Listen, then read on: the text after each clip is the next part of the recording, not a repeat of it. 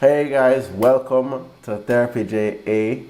Each week we have different therapists and mental health professionals to tell us, more about what they do and, their life as a mental health professional. The purpose of these interviews is to remove the negative stigma of mental health, also make it become a casual conversation. Now, I have to preface this. This is a mental health advocacy group. We do not provide therapy sessions, nor do we provide counsel. We just try and bring it to the forefront. I've been getting a lot of DMs of people asking me for my rates, so I kind of have to start to preface it. Yeah, I don't, not a therapist. I'm just a mental health advocate. I will refer someone like Leslie Ann or Kai or Xavier if you guys are interested, as well as when you go on the website. It's the main purpose is to just be a resource page where people can find links to different therapy groups, as also to affordable ones. So that's the purpose of therapyja.com, and that is the purpose of this page and this website. It's just to provide the resources. We do not provide counseling, we do not provide services. We're just a mental health advocacy group. Just had to clarify that at the beginning. So today we have, one of my first persons I interviewed. Really have to big you up for that. You really set the thing in motion, really. Thank you so much for that at the beginning. I did not know that. Yeah, you were the first one. Leslie Ann Bell Davis Elliott. Hey, what going on, I'm good, Mm-hmm. managing life. Have a couple of shifts, so persons may or may not know that I'm the director of Art Therapy Jamaica, but I'm also now the resident art therapist at the CPFSA Center, and I also have another art therapy gig at an institution. So I Okay. am gonna start to be busy. That's great, man. That's really great. You're the only art therapist on the island, correct?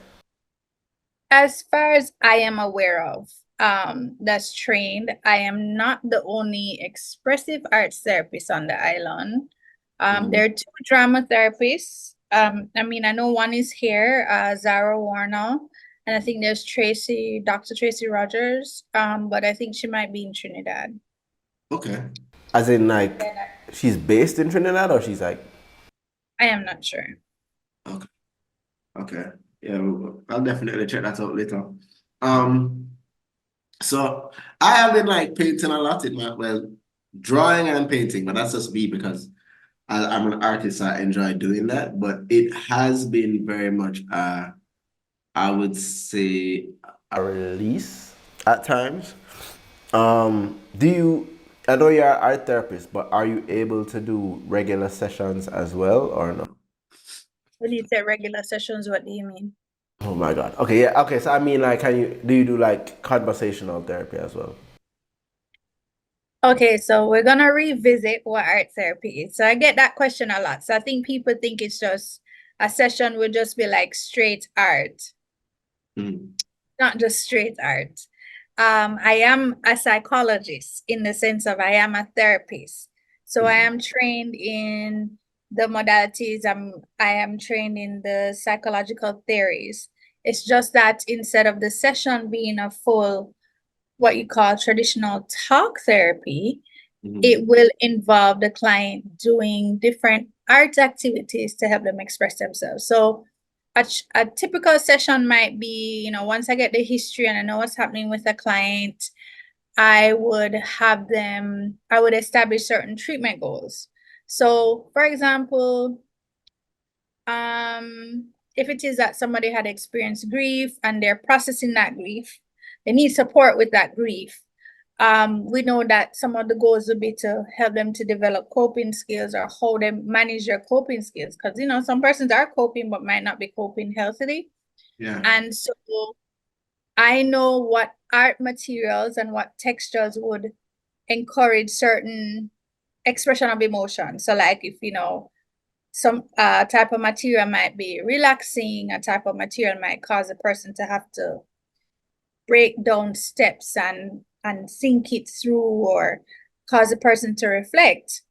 Um, with all of that being said, when the client is creating art, there is time, whether while making the art after after there is discussion that happens. So you might hear this word a lot, processing, meaning I'm helping the client discuss, talk about what comes up for them, how they want to move forward, what comes up in the art, and so forth. So yes, in a roundabout way, yes. Okay. So in terms of interpretation, like after like that process, is it that like you leave? Do you allow the client to give you the explanation, or do you interpret it as well at times? If I were to interpret it, then that's dangerous. Okay.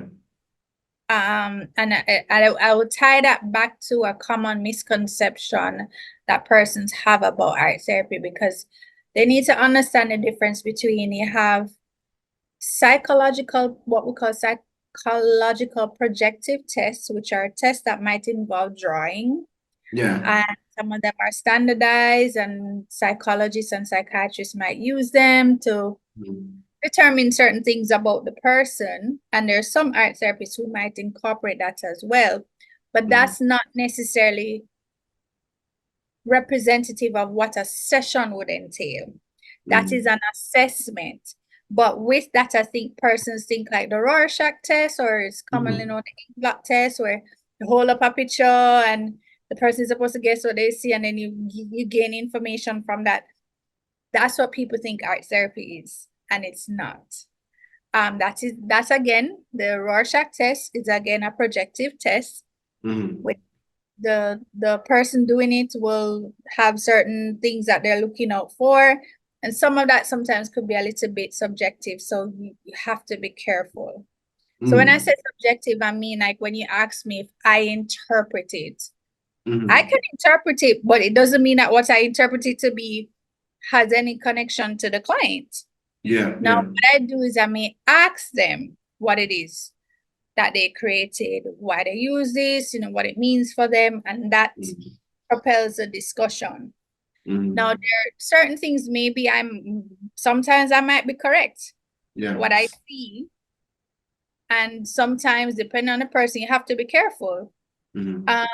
Because you could say to the person, oh, this look like this, and because they have confidence issues, they may get upset that it doesn't look like what they represent. So you have to be careful. So no, I don't. I might offer feedback to the clients, like, to me it may look this way or whatever, and they might say, really? Or they might say, oh, that's exactly what I did. Or but I always ask them what it is that they created, or what came up for them, and so forth. All right, so I want to talk about like mental health in popular culture and like art. Like when I say art, I mean like entertainment, in like the movies, TV shows, music. So how you feel about the stigma of mental health now in popular culture? You feel like That's a very broad question, Stephen. I don't know what you mean. What popular culture? Alright, so I'm talking like I'm getting an example of TV shows. Get out of camera. Get out of camera. Are you nice? Yeah. No, man, yeah. No. Go back and be like, shit, I'm off the camera. Yeah, I mean like in TV shows. Let's use the example of Gen V. Cause I think we discussed Gen V. We talked about Gen V, and in terms of personally, I liked in terms of how the way how they did it was kind of like how X-Men did it back in the day. I don't know if you ever read X-Men comics back in the day. I never read X-Men comics, but I watched X-Men. But I didn't pick up that there was any mental health stuff when I was watching it. So no, X-Men wasn't really a mental health thing, but I think what their focus was back in the day was race. It was a allegory for race and the civil rights issues and racial issues. That much I know. I'm an X-Men girl, so that much I know in terms of the whole, as you said, allegory with race and civil rights movement. And I think Magneto is supposed to be Malcolm X. But with Gen V, they went a step further in terms of they discuss kind of they use it for mental health issues. One girl cuts herself. One person is like clearly a schizophrenic. Did you finish it? Did you finish Gen V? No, I haven't, but I do recognize that there's a thing with that they are superheroes, but they have certain conditions that could be deemed psychological disorders or diagnoses, which is very interesting. I mean, there's a character who she gains her power from, it's like she fluctuates between being anorexic and bulimia. Yeah, so it's very it also feels a bit controversial, Uh-huh. and I think depending on your lens. So my two lens, I appreciate it, but I could also see where it could challenge some people and it could offend some people. But that's just life and art, right? Wait, could you tell me what you think could have been offensive? Maybe exactly the same thing. Maybe how they played um some of the characters. I mean, Gen V is also an extension of what's the show? The The The boys. boys. Boys. And Yeah. The Boys is very controversial and graphic. So Okay, yeah. so with that kind of extremity, I can see where it could possibly be offensive for persons. And we have to still be sensitive to persons who have certain diagnoses and stuff. So that's why I say what I say. Okay, so for me, I felt like it was empowering. Like it wasn't like it wasn't like the characters, it wasn't kind of cartoonish in how they depicted it. It was very empowering, you Kind know. of real. How was it Yeah. empowering to you? What was empowering about it? No, I felt like, you know, the people that had like these mental health issues had like it was a part of their power. Like the black girl that cut herself, like you know what I mean. She was very very powerful. The girl that like had an eating disorder was very. But by the end of it, because I don't want to spoil it for you, because you haven't finished it. By the end of it, it was very like they were very empowered. The guy that had like the schizophrenia, it was kind of like as talented as he was, it was kind of like a tortured genius type of thing. You know what I mean? But I think I liked how they tackled it. I really loved the writing in that show. Like I felt like the writing was as, you know what I mean? You know when a show surprises you when you start something and you're like, yo, this is actually really, you know, you watch one episode and you're like, oh, that's actually really good, and like you continue. What I appreciate about it is that it could start a dialogue, it could start conversation. I don't know what's happening in the ex former Twitter world, social media world about conversations around it. Maybe you can tell me like what has been the conversations and the hashtags around elements of it in terms of mental health. Like, what have people been saying, you know, about the episodes, or is it more like, oh, this character XYZ? Yeah, most of it is like, yo, that character, yeah. You know, wait, what episode are you on? Hold on, what episode are you on? Oh gosh, I haven't watched it. I feel like once you have a, is it, yo, once you have a child, because like my sister has 2 kids, and I feel like every time I'm like, yo, you should watch this. She's like, yo, I have 2 kids. I have, one's 5, one is 2.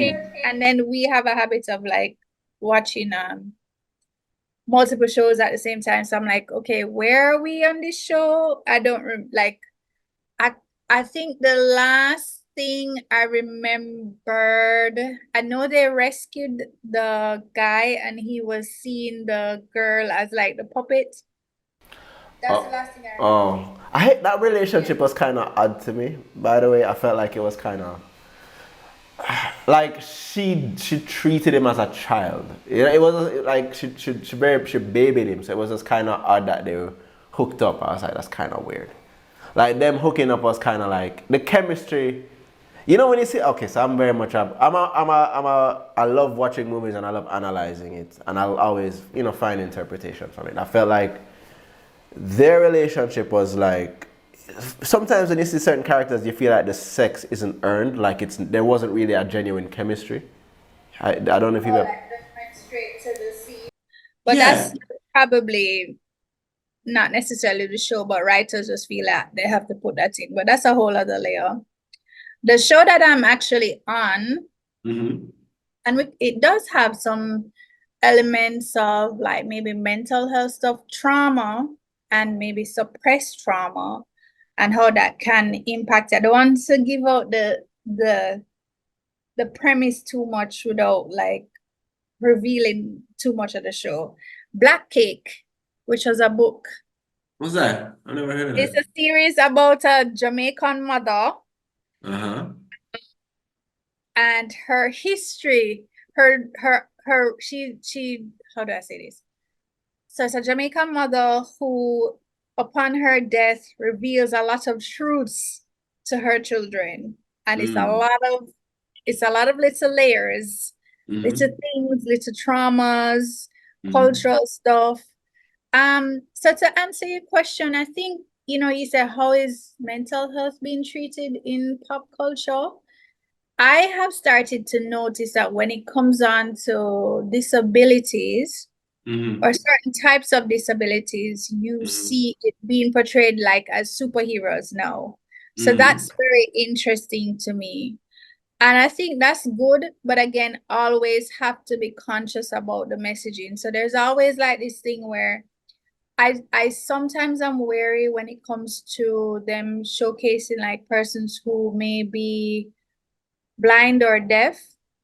It's like, yes, we know that their other senses are used, but is it an authentic depiction? Persons think a lot of deaf persons can read lips. That's also very dangerous.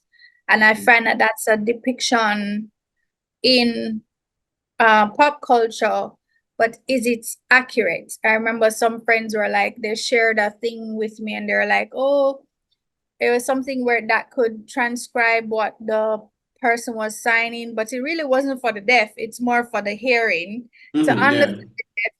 And I was like, well, I mean, it's great, but it's not really a breakthrough because it's for the hearing. And then there are things that need to be considered with it because I can sign GSL in Jamaica, and there are certain signs that might be the same with ASL, American Sign Language. And then if I go to Colombia or Mexico or France or another English speaking Caribbean country, the sign language may be different and may not. So how would that translation work? Mm-hmm. So and the person actually thought, oh, sign language was just universal. No, it's just like how we speak different languages.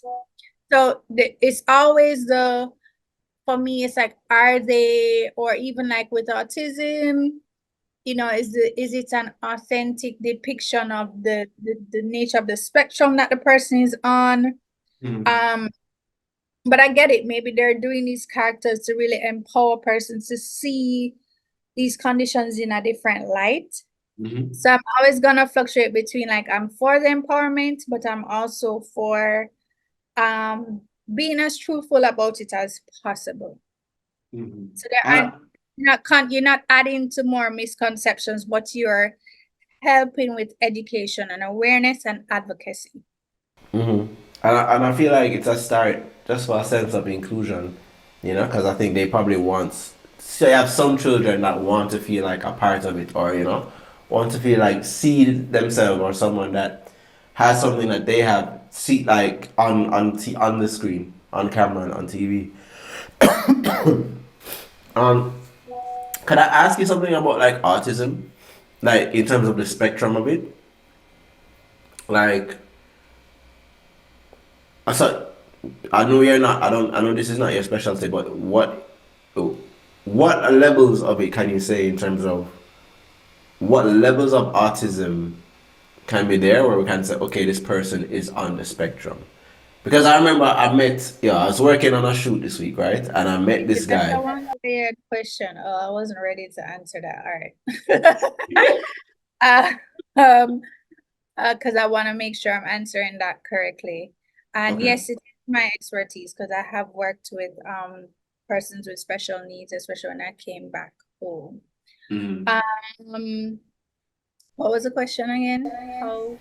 How do you recognize it without misdiagnosing someone for being autistic? Because I met this You mean guy. as a lay person? How do you that?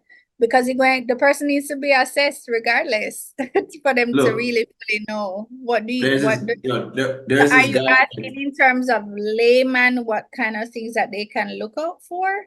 No, that's Yeah. kind of dangerous because everybody calls every disability they see as It's autism. autism. That's There it is, because I'm like, when we met the guy, I was like, he was so awkward, and like he couldn't even like, he was very like body language, and so me and my friend was like, yo, I wonder if I'm autistic, but then I was like, that's a horrible thing to say. Maybe him just like shy, but it was a very heavy shy. You know what I mean? That's why I was like, I mean, okay, so there are things with autism. It affects their communication and interaction. So you might have, I can name some, I can't name all. Some typical traits may involve like lack of eye contact, yeah. being tactile resistant in terms of not like if the sense of touch, they would withdraw. Some persons may get easily overstimulated by sound and light or understimulated, and sometimes they might hear in the person. This is not everybody, so it can't be broad brush because you have a range, and you have persons on the autism spectrum who may be verbal, meaning they have language, and then you have some who may not have language. Some persons grow with the condition, and they have support. You might notice like certain speech patterns. And again, on the spectrum, some persons might have elements of it, and some might have like a lot of aspects to it. So like even sudden changes there's always a routine. The sudden changes in routine could like throw a person who is on the spectrum off completely. Now, with what you shared, I don't know. I can't say. It's possible. It could be that that person is socially awkward. No, socially awkward people might just generalize that as somebody who is on the spectrum. So there are lots of things, there are layers to it. How did he communicate? What was his speech pattern? Could it be that he maybe has confidence issues? And then there are some people who just don't like socializing. And there are some persons who have social anxiety disorders. So that's another thing you'd have to think about. So in terms of generalizing it as autism, one would have to be very careful. yeah, no, thank you, thank you for clarifying that, because I think that is something we still don't really understand, like autism, because it's especially because of it being on a spectrum. We don't But really understand any mental health concern, any developmental concern, any disability or different ability. We don't. So we don't even understand what we're seeing in our society as elements of unprocessed trauma, unprocessed grief, compounded trauma. And when I say that, I mean like you see what's happening in our schools, you see what's happening in the relationships, a lot of gender-based violence cases, and children are being the victims of these cases now. So all those things are mental health concerns. All of those things are mental health concerns, and we don't recognize it. We don't see it as a mental health concern that needs to be addressed, needs intervention. We probably look at it as in isolation, or there's once we think somebody sees a therapist, oh, they matter, there's an issue. But you are seeing elements of violence in our society. You are seeing high levels of aggression. Some of this could be, again, unprocessed trauma, meaning there's no support around it or consistent support. Can be grief. Then you have other cultural factors that compound that. If somebody constantly like agitated, something must be going on, and they don't see it. You're not getting sleep. You feel like you have to work 24/7. You don't set boundaries. You're taking work calls all hours of the night. Like those things will affect your mental health. And we don't see it as like everyday concerns.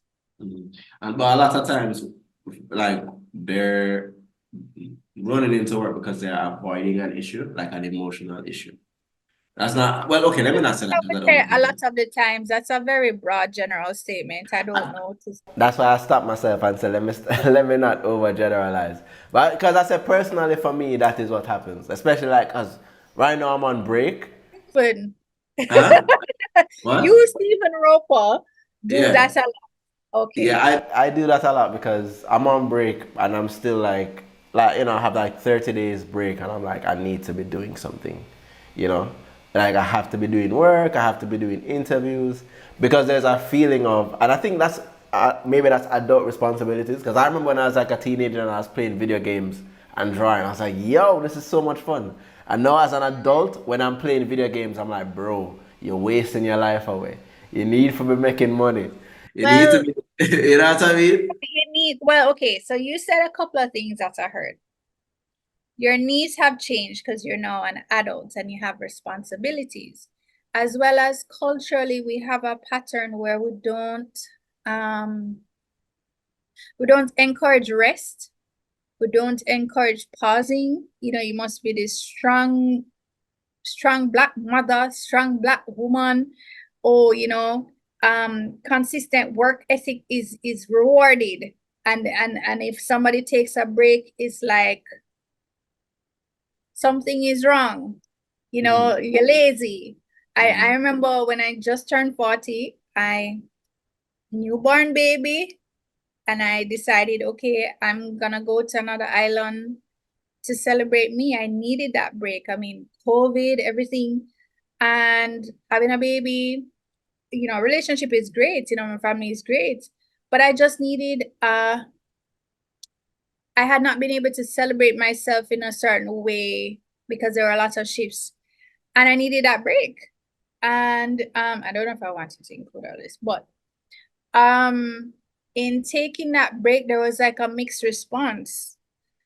And the break wasn't about my relationship or anything. It's just, I just wanted to celebrate a milestone.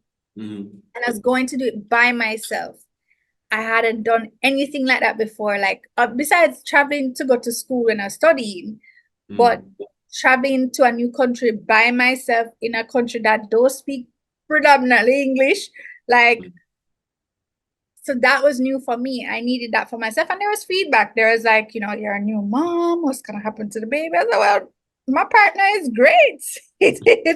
He supports me, and then you had the other end of the spectrum where people are like, yo, I'm proud of you. So again, it's societal, it's traditional, it's certain things in terms of care. Like, that for me is what I needed. But other people are gonna look at us as like, are you crazy? No. I have some questions for you. I don't know. Yeah, I know you know the segment where I'll ask like some emails, and I get emails from people or messages for advice. And so normally I'll ask. So I'm gonna give you one. So this girl messaged me. I was so, it was such a rough situation. I was like, I gave her my own advice, but hold on. I am 24 years old and accounting, and my partner, age 28, and I have been in a relationship for about 3 years. In the second year of the relationship, he has been pressing me to have a child. My response is I'm not ready, in which I think I wasn't. I am from the country and still living with my parents, so my goal in life is to get a good education and work so that I can get myself out of that situation and be able to provide for myself. And that's what I was in the process of doing. My boyfriend, on the other hand, is just set on having a child. And he's not really in a position to handle a child. He has a 9 to 5, still lives with his parents, and he plays a lot of video games. And I'm convinced that he has become so comfortable in the situation. My boyfriend has this notion that I'm going to leave and find other man because I said I'm not ready for a child and all I want is to be stable, and I'm considering going back to school to achieve a house and a car, although I know that these don't happen all at once. But I wanted to just make some headway in achieving it, and my 20s is the perfect time to do so. I found out that I am pregnant, and it has come to my realization that it was spitefully done. I am considering to leave this guy and be a single parent, in which I didn't want. I am so angry to the point where I can't stand him. I cry ever so often because I am going to have to put my life on pause. Because I trusted this guy and he did not care about my aspirations. He only wanted a child. Am I horrible for considering leaving the relationship? So what's the question for me? Is she horrible for considering leaving the relationship? Oh, that question. Oh, Stephen, that's so layered. Chef gonna come that's so layered. Oh my gosh. I mean, okay, how do I answer that? I honestly heard a lot of things. Mm-hmm. And I have to be sensitive in my response because she's now pregnant. And that's another layer. Whatever she decides to do, that's, another layer. And when you discover you're pregnant, that shifts a lot of things. I think it goes back to, okay, so when I say it's layered, there's the relationship dynamics, there's the expectations within the relationship and the expectations of each other. And I would question if there's been honest conversations with each other around future and goal and expectations. She has identified that her partner wants a baby, but she had question marks because she doesn't see him being progressive. She did not use that word, that's my word. And so I'm gonna twist it this way, that there's a cultural piece around. There's a lot of Jamaican men. There are quite a few Jamaican men who love the idea of their partner having a baby for them. It's like you must bring forth seed, you must bring forth a child, but the responsibilities that come with that. That's not to say some of the men don't switch gears, but there's a lot of emphasis on bring me a child, bring me a youth. But there isn't emphasis on what does that mean? Are you working enough money to support me? Will I then be a single mom because I'm not getting what I need? I'm not getting the emotional support and the financial support. And so I think I would say to this young lady, honor your feelings, how you really feel about everything, honor it. And maybe there needs to be, I don't know what she's deciding, how she's gonna move forward. I would recommend that she has maybe see a therapist to engage in couples therapy, as well as maybe just individual therapy for herself, because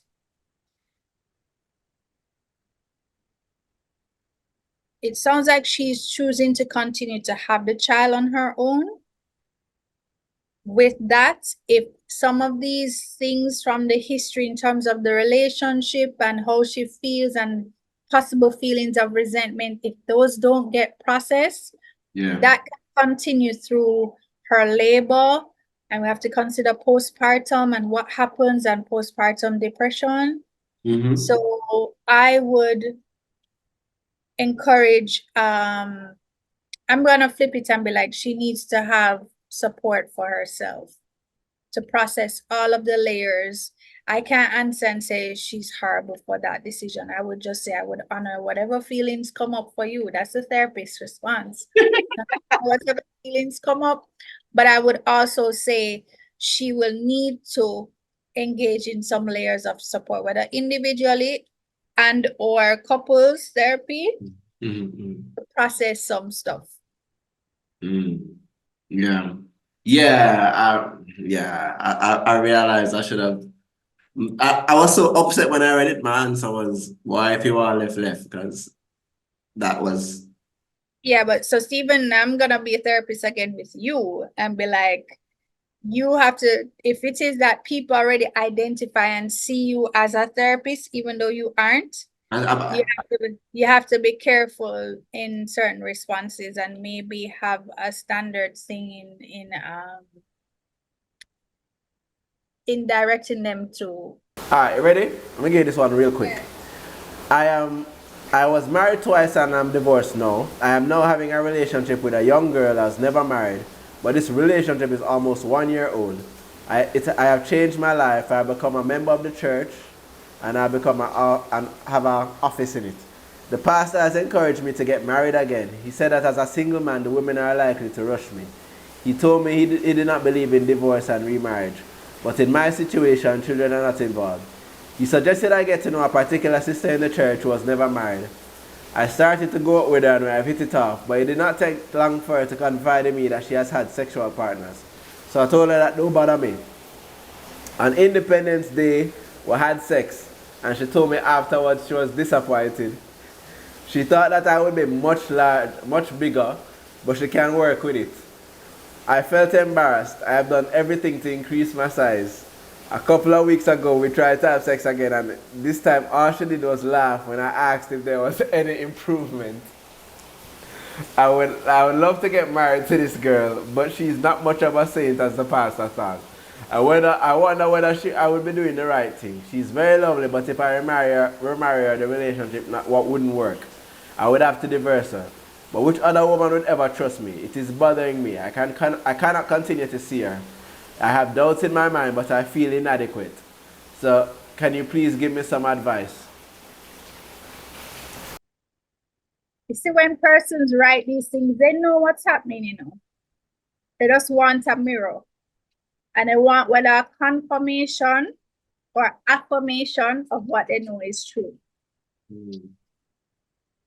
And I have to big up that is a man, right? Because not all the time men reach out. So when they do, that's like really, I take appreciation of that. So there are lots of layers that I heard. He's been married twice, talking to a younger person. He's been told by the head of the church, oh, you need to get married to this particular church sister. And so I would question, what has he learned from the past relationships, the past divorces? Has he given himself time to reflect on what it is he needs, what he's lacking, what he's doing, what he's not doing in a relationship, why those two ended, and what are his expectations with this relationship? Is it that he's just going in it because he was told by the pastor? And we have to be careful too, whether Christianity is my background or not. There's sometimes abuse that can happen within the church, or there's this heavy thing around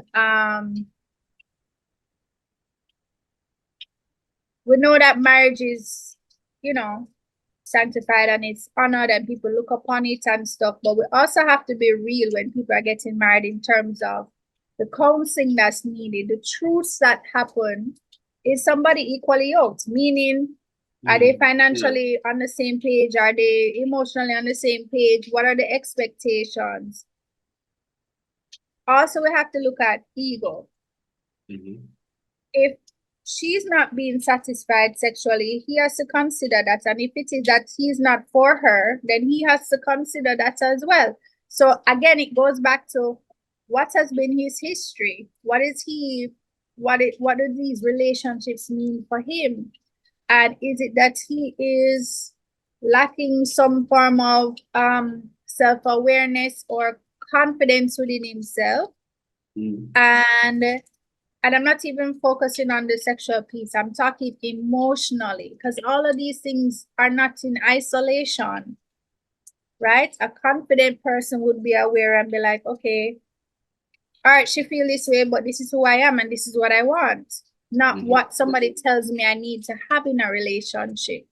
So I think he needs to do some work to think about himself, what he wants, and if she is in fact a good enough, not good, I don't want to use the word good, but is she a healthy partner for him, right? Being honest with self, and again, he might need some support with that to really reflect and look within himself and look at who is a healthy partner for him and what he needs and being confident, and if the guidance that he's receiving from church is it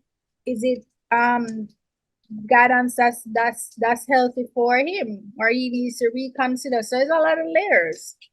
Yeah. Wow. Yeah. It's when I know that that it rough. I feel like, It's not really rough. It does sound like the real truth is you need to check yourself because you have 2 broken marriages, right?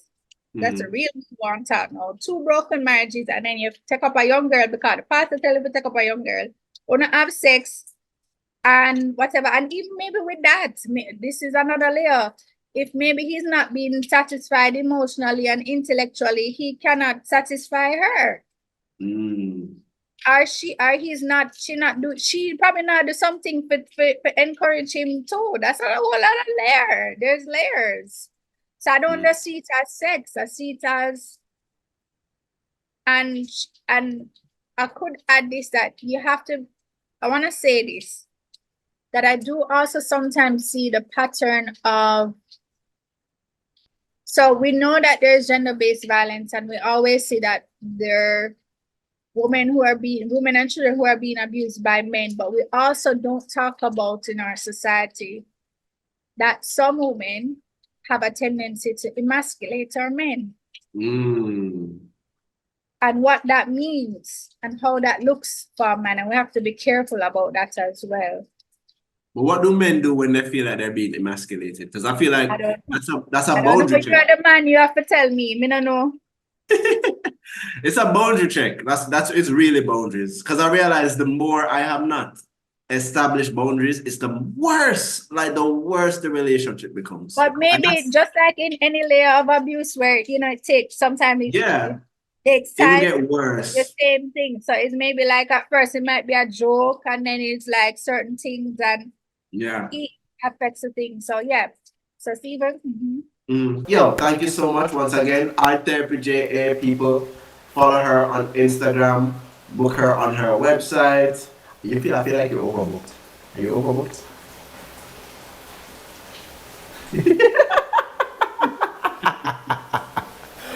Alright, thank you so much, Leslie. Yeah, we can, No, I am not. But I have multiple jobs, remember?